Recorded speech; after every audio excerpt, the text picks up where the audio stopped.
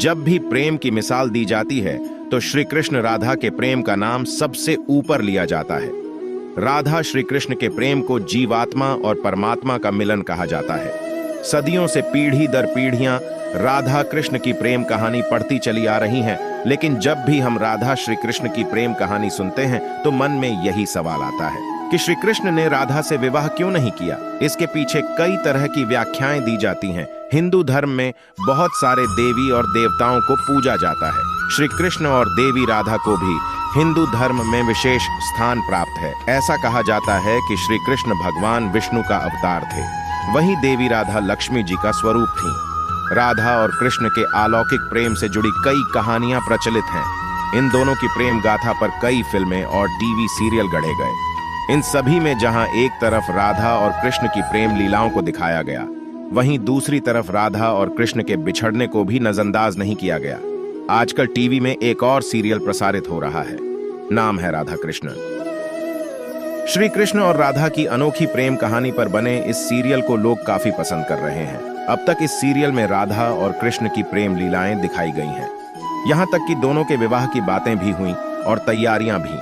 मगर सीरियल में एक मोड़ ऐसा भी आया जब राधा और कृष्ण का न तो विवाह हुआ और उन्हें एक दूसरे से अलग भी होना पड़ा। वास्तव में भी राधा कृष्ण से जुड़ी कथाओं में भी यही सुनने को मिला है कि राधा और कृष्ण ने एक दूसरे से कभी विवाह नहीं किया था। मगर सभी यह भी जानना चाहते हैं कि आखिर ऐसी क्या वजह थी जो राधा और कृष्ण का विवाह नहीं हुआ। तो मित्रों, अभी तक हमारे चैनल को सब्सक्राइब नहीं किए हैं तो प्लीज एक लाइक और चैनल को सब्सक्राइब जरूर कर देना।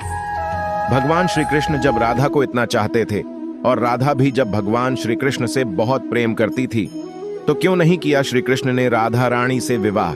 जानिए कारण। शास्त्रों में इस संबंध में कई तरह की धारणाएं प्रचलित हैं। कोई कहता है कि राधा कोई और नहीं, श्री कृष्ण का ही एक रूप थी।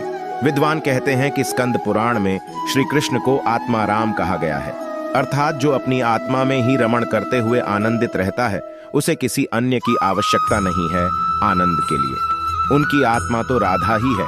अत राधा और कृष्ण को कभी अलग नहीं कर सकते हो, फिर विवाह होना और बिछड़ने का सवाल ही नहीं उठता। श्री कृष्ण ने ही खुद को दो रूपों में प्रकट किया है। यह भगवान का एक मनोरूप रूप है।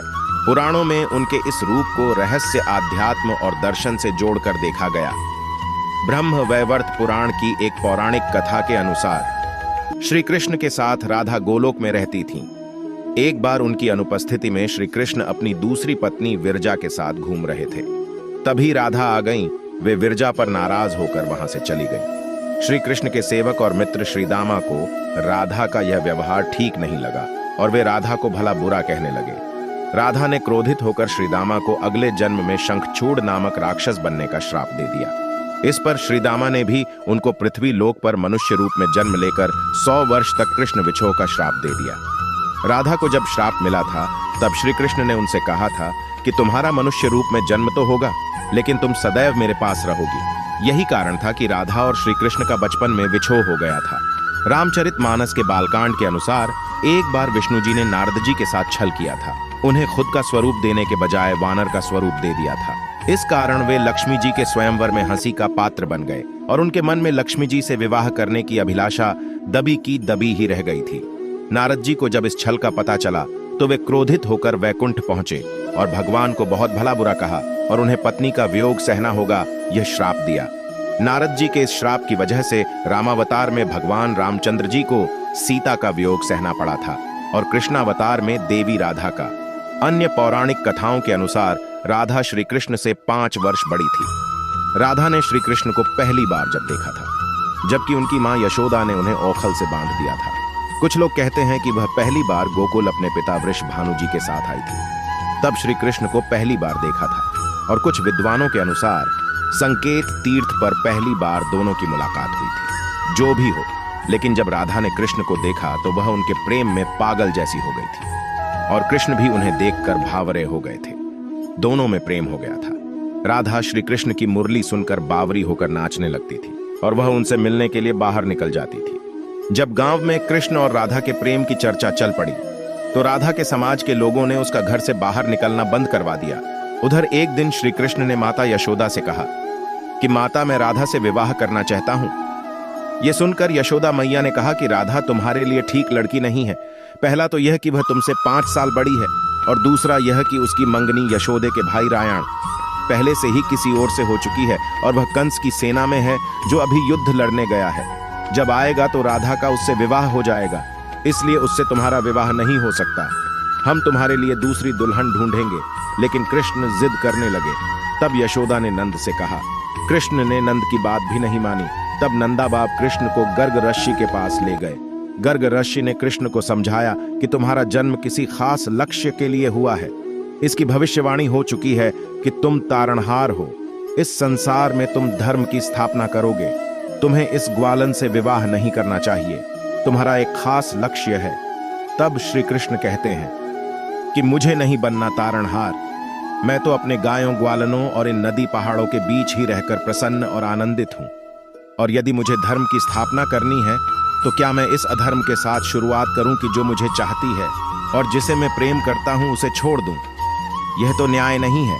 गर्ग मुनि हर तरह से समझाते हैं, लेकिन कृष्ण नहीं समझते हैं।